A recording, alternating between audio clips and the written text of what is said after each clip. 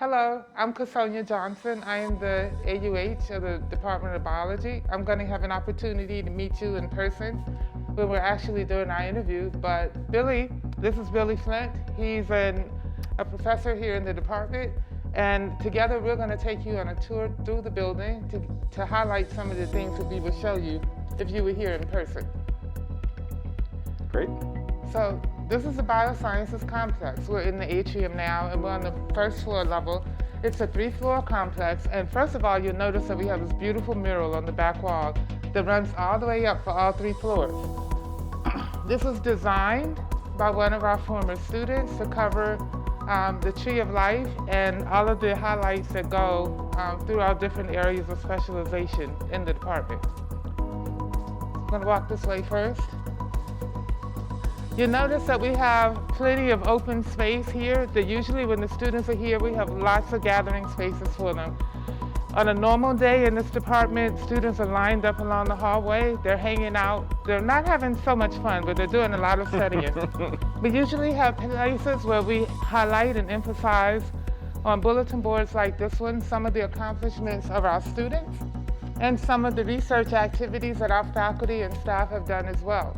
We have research that goes from ecological questions about reproduction under different climate conditions, and they go all the way up to, or all the way down, I should say, to the molecular level, where we're looking at how proteins fold and function inside of the cell. I thought we'd give you first an example of one of the classroom spaces. This is our largest classroom space in this building. Thank you, Billy. So this is one of our largest classroom spaces that we have here. We have approximately 120 students, we think, that can sit in this space, and it's already equipped with most of the audiovisual equipment that we would need. You see that the arrangements are not flexible. It's a very steady room size. We have our lecturers in here too, and if we had had the opportunity to have you talk to us in person, this is where you would have given your speech about your research earlier today. The lighting is usually fine, and we have nice acoustics in this room, so faculty can hear questions from the back of the room.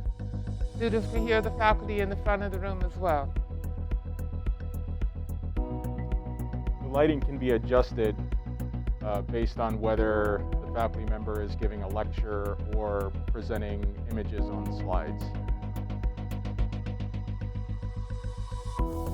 So next we're going to go and we're going to take you to the herbarium. This is the Norland Bodkin Herbarium. This is where our botanists process and preserve plant specimens. We've got a large collection of specimens kept in the herbarium.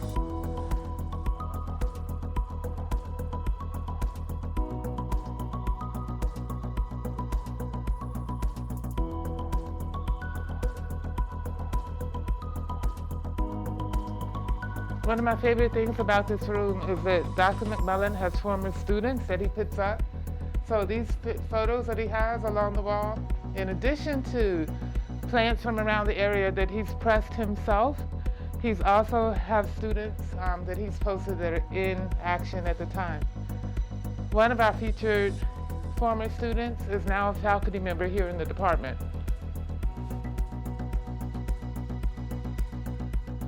This is our greenhouses next. We're especially proud of this one.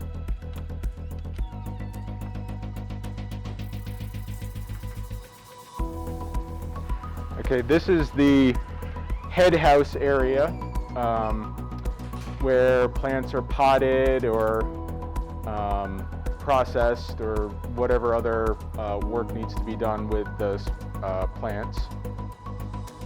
And then we have multiple individual greenhouses, all of which have temperature and water controls.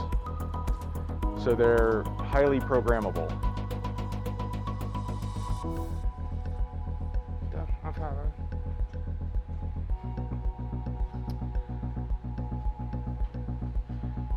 We have a shade experiment going on in this room right now. Dr. Griscom looking at American chestnut survival.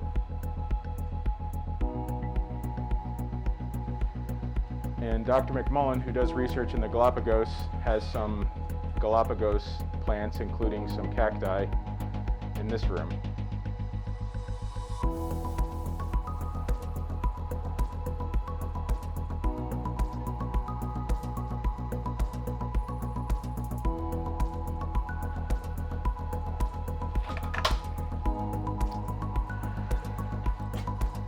We even conduct research outside of the building. We've got several experimental plots set up out here. And this area is a pollinator garden meant to increase the presence of pollinators on campus. As I alluded to earlier, each floor is organized by organismal level or developmental level. And so this is the first floor of the section. And we also have organized this building so that we have research space on one side, and on the other side is where we have our classroom space. So if you can imagine a busy day when the students are here in the hallways. They're going back and forth between classes, but they're also getting an opportunity to see what's happening in our research labs as well. And we'll get back to the research labs in a moment, but you can see that we have open doors and open spaces where they can see everything. Of course, we have elevators and we recycle, so we have those stations that are set up as well. In addition to organizing research sides and classroom sides, our faculty offices are also located in these spaces. So between the laboratories, the research laboratories, and also adjacent to the classroom spaces, we have organized areas where faculty who study in similar subject content are also located close to one another. We have spaces where the students can hang out and study, or where research labs can meet together to discuss things. We also have monitoring systems that will display information that is critical for the students or critical for the faculty that are visiting. Students can also use these panels to work on projects or assignments. They can plug right into the wall jack there and work on anything using those panels. The glass windows here are also writing surfaces that students will write on while studying for assignments. These classrooms are used by our intro biology courses and also our organismal biology classes. Most of our biology labs have a similar setup with 6 student tables with 4 students per group. And then each room is also customized based on the courses taught in that room. In this room, you can see the ventilation snorkels that are set up that can be lowered down for dissections.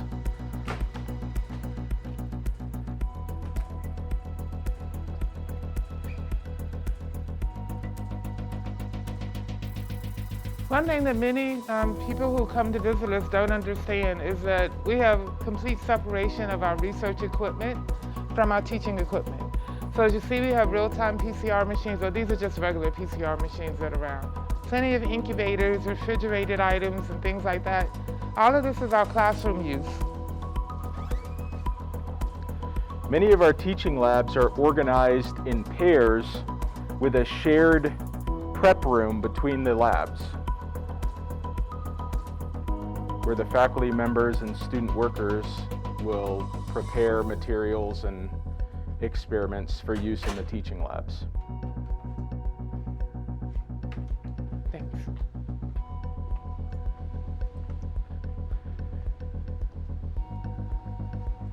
Here's another classroom space, very similarly organized, still small workstations for 4 to 6 students at a given time. All of the equipment that we need to run the labs are contained in this room, but there's enough mobility that we can move equipment from one room space to another as needed.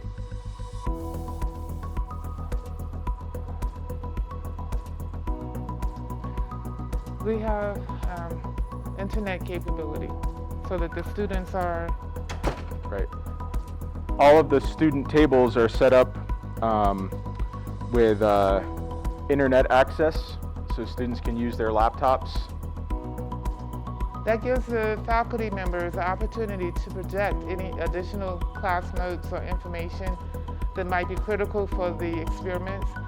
When one person at one station may be working at something that's different from a person that's at another station, they're not limited to what's displayed on the board, and they can change their settings according to us at their workshops.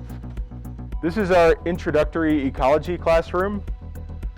It's set up with similar tables, but this room has computers already set up for the students to use. The intro ecology course is highly quantitative. We do lots of statistics and other analyses. And so we have these computers available for the students to use. Students can also bring their laptops and plug in and use those as well. One of the great things about our department is that we have our own separate shipping and receiving facilities. So if you come in, see that we have storage for some things, and actually I think Billy's going to take over at some point. Sure. But I just wanted to highlight that Karen Norman is the person who receives our supplies and our materials. They come in onto this loading dock.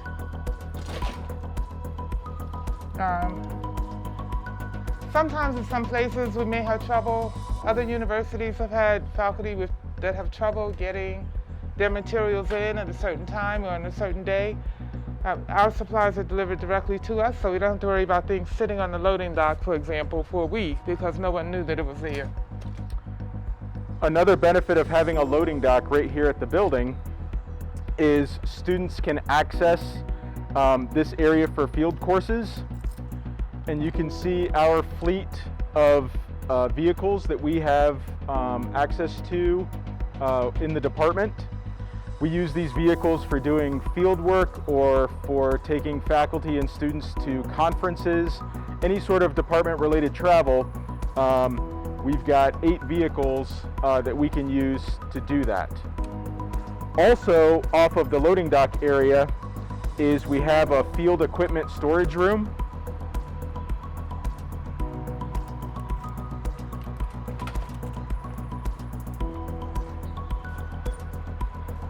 That contains field equipment that students can use in courses for going out in the field doing research.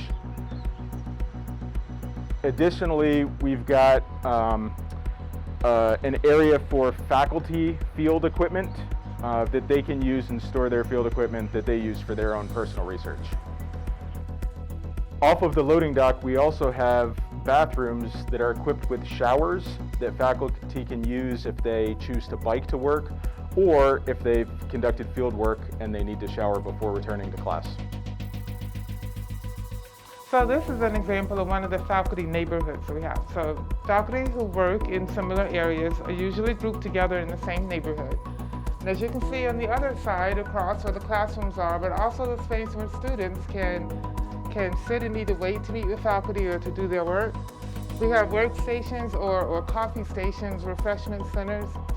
A copy center or a print center with supplies are located somewhere in the neighborhood, not always in the same space for everyone. Here's an example of a typical faculty office.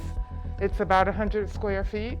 The faculty are all equipped with a computer of their choice, either PC or Mac. And then we have the typical desk setup as well. Our IT support is fabulous. So any needs that we have in terms of accessibility to the internet or accessibility to research journals, accessibility to teaching supplies and software, we can get that from our IT services department.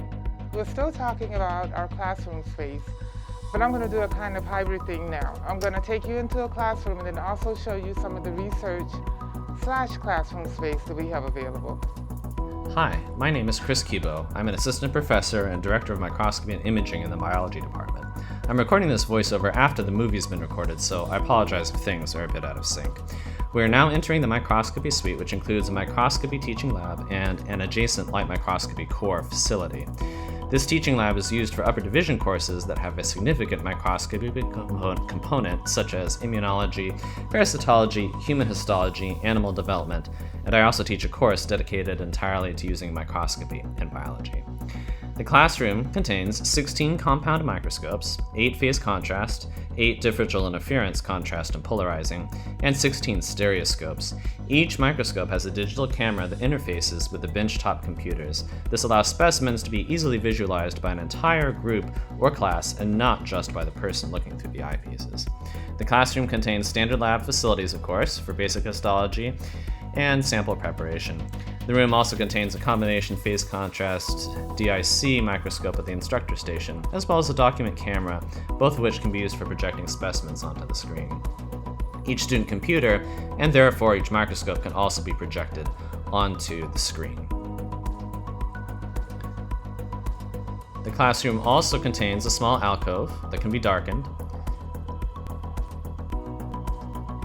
In it are a fluorescence stereoscope, a large format bed scanner, and a light box, among other things. We're now next door in the light microscopy facility, which is used primarily for faculty and student research. Our research students, most of them undergraduates, are our primary users and account for nearly 90% of all microscopy usage. Students are trained to use all of our microscopes independently, and once trained, have full access to the core. Here, in our outer room of the facility, we have 2 image analysis workstations and 2 stereoscopes, which you can see behind Dr. Johnson. Also, we don't show you here, but we also have a cryostat, microtomes, and other histology equipment. We have 2 inner rooms located off of the main lab space. At the end of this room, you'll see a fully automated Nikon Eclipse inverted epifluorescence and DIC microscope with a specimen incubator. This microscope was recently acquired with an NSF MRI grant. On the left side is a Zeiss Axioscope upright epifluorescence microscope.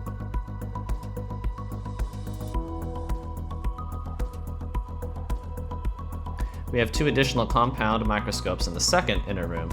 On the right side and out of view is a Leica upright epifluorescence and DIC microscope, and what you're seeing here is a Nikon C2SI laser scanning confocal microscope, which is also equipped with a wide field camera. Okay, one more classroom space, and then we'll be ready to show you the research areas. Billy and I are going to take you to one of our computer labs that are in the building. And you may notice still that all of our classrooms are equipped either with computers for students to use or with Ethernet access, so that they have accessibility to items that they might have to get online.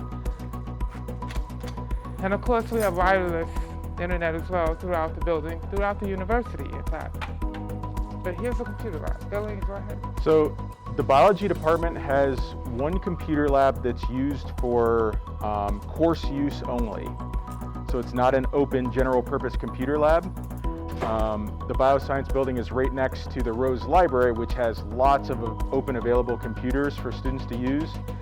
But this course is used for teaching classes that require the use of computers such as GIS and bioinformatics and things like that. So the department has 3 autoclaves for research, 1 on each floor. But each of the autoclave rooms are pretty much laid out very similarly, very much the same. We have the autoclave, of course, a wash station. We also have ice that is available on each floor, and we have the millipore water system for each floor as well. The second floor has a dishwasher available for faculty who want to use that. Many other faculty who work within one particular neighborhood will be at the research lab that is connected to that same neighborhood.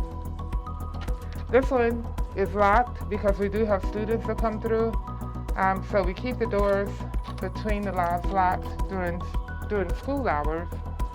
Any student who's coming in for research, who's a research student for a given professor, has access to these rooms. But here are examples of the spaces. The lab spaces are common area spaces. They are shared by different faculty members in each one. One of the highlights of each space is that there's a central area for computing needs that any faculty member or researcher or students would have in that particular area. So when students are doing their research projects in this area, they don't have to use the computers or the printers that are in the faculty neighborhoods to do that. So Billy is standing in an example of one individual faculty member's research space. You will notice as we walk through the labs that each space differs depending on who is working in that particular laboratory area. Each research lab also has shared equipment spaces that contain things like incubators, fume hoods, biosafety cabinets, freezers that the faculty can use with their research.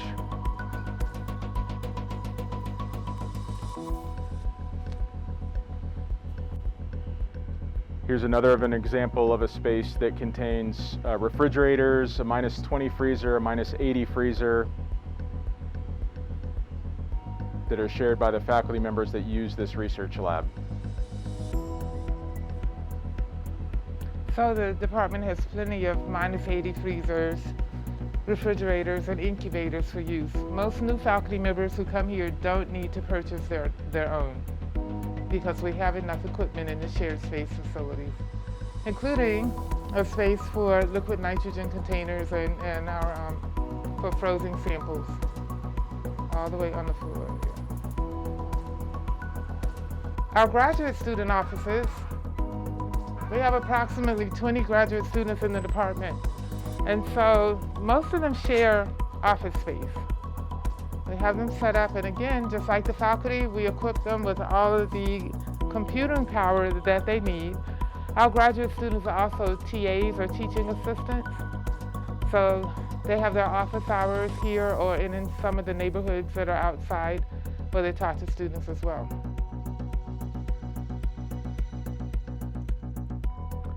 Approximately 16 of our graduate students use this shared office space, and then we have a separate office that 4 additional grad students can use on the other side of the hall. This is the classroom space in BioScience's room 2009. And so unlike the other space, the seats and the seating system is modular instead of fixed. And so we do a lot of group learning activities. You look around the room, you'll see that we have smart boards in addition to the projectors that are available. So we can break our students into smaller groups or larger groups, have them work independently and do off the classroom or peer-based activities in this room as well. The smart boards are also set up that whatever project students are working on, individual smart boards can be projected to the main screen at the front of the classroom. And the faculty member can switch between groups, display all the different groups' work that they're doing. Hi, I'm Roshna Wunderlich, and this is my research laboratory as well as a teaching laboratory used for courses in animal movement and some laboratories for kinesiology and engineering.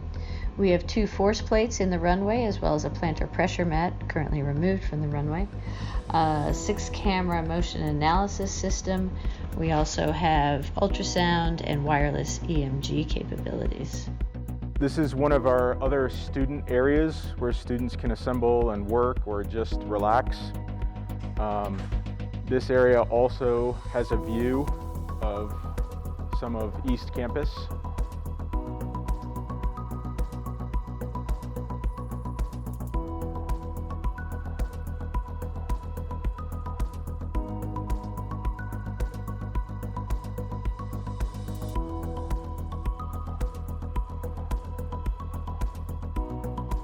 This is the biology office where we normally have a receptionist who's seated here, and our office manager's office is here as well. When we get the chance to meet in person, this is where you and I will meet. This is my room. We have a conference center, a conference room where we have most of our small group meetings. This conference room has a nice flat screen board, so if you want to have meetings to project and display in that, we have a space for it.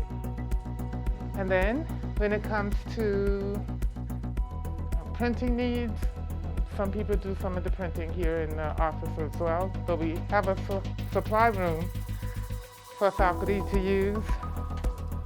That's just down the hall from this office. As a faculty member, you use your access card to swipe here to get in. We have several rooms that are keyed like this so that everyone can get in whatever time of day that they want. But this is also called the mail room. But we have a nice size photocopier here, and we also have a copy center on campus. Okay, so this is our second largest lecture room. This room seats 72 students. This has more flexible seating, and it's set up especially for our active learning and more interactive lecture courses. It's set up in a way that students can actually do group work where they can turn their tables, their chairs around and form little ad hoc groups and work on projects within the class. This is also the room where we hold our faculty meetings. We're on the third floor now of the building, and if you look in this direction, you'll see that we have a ton of construction material that is laid out. But to give you some perspective of the space, we're just above the office suite, near my office suite on the second floor, and now we're on the third floor. We have construction going on as we speak, where we're building our new BioScience facility that was funded by HHMI. And this entire space is going to be a suite that's dedicated to student mentoring, student support, student advising. It'll be areas where students can come in and have help with their work and tutoring, and also just a place for them to hang out together with different organizations within the biology group, including the biology students of color that we're just starting this year. So we're really excited to have this space finally under construction. And I don't know if I said it, but that is an HHMI funded facility. I thought I'd show you one more of our common laboratory spaces, just to give you a perspective of how some rooms are a little different from the others. So this space has more of the geneticists, molecular biologists, and immunologists are located on this space. So you see that the common equipment lies out in some areas together, and we share incubators and refrigerator space. We still have our liquid nitrogen storage tanks on this level as well. And we still, just like the other rooms, because they all have multi-room shared access centers, we still have areas where we have some shared equipment that is common use for everyone. This one in particular also has a laminar flow hood for cell and tissue culture work that's available. I'm going to open the door so that you can go in and take a peek.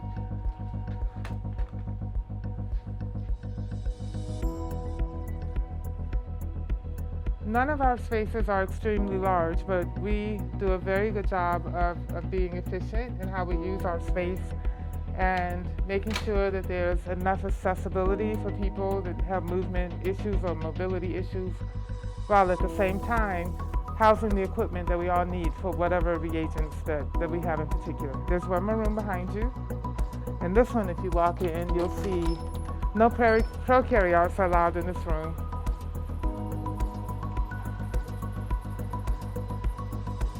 We have scientists in this room who do tissue culture work, and so we try to separate out and minimize contamination to the best of our ability. And as you can see, the windows that were in those spaces give us sight across to the hallway, and the students also get to see what we're doing a little bit too.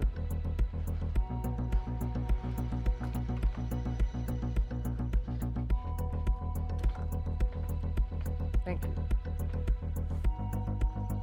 We have one final stop. We're going to take you to the CGEMS facility. This is a facility, again, where you'll be able to see a lot more information about the equipment that we have if you actually look at our website. And you will have a chance later to hear from the people who originally put this space together. And we'll talk about, when you talk to me, some of the things that we're trying to do with it. I'm walking past the classroom space now. This is one of the classrooms where we do a lot of our genetics, genomics, molecular biology, and microbiology work. You may be able to see that we have multiple PCR machines, and we have our workstation set up pretty much very similarly to what you saw on the other floors.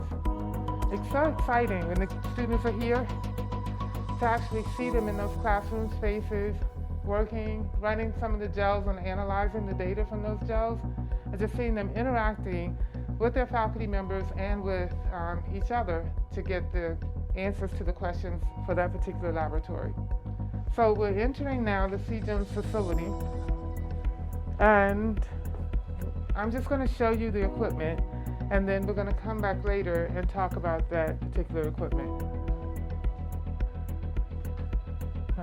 So this suite has multiple shared use rooms. This room is set up for PCR. So we have the gel dot that's here.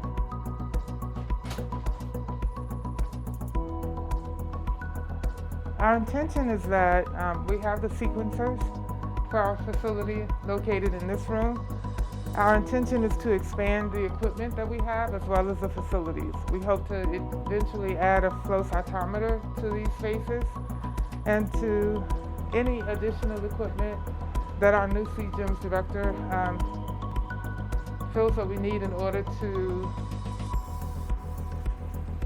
fulfill our mission as we're doing our research, and that will strengthen our computing and data analytic capabilities.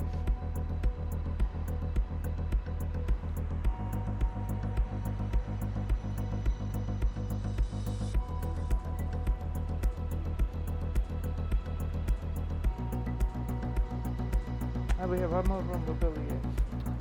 This room is set up with shared equipment. It contains multiple -80 freezers, some regular refrigerators, incubators, and centrifuges.